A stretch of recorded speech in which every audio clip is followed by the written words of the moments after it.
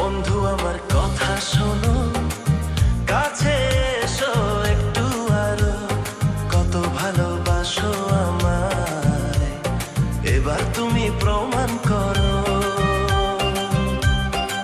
আমরা তো এত কিছু কথা বলবো, নিশ্চয়ই একটুকুনি হলেও বন্ধু হয়েছি। একটা রিকোয়েস্ট করবো? শোনা গো আমার, আমি কি তোমার আর একবার কারেন্ট শটটা খেতে পারি? কে বলে তুমি?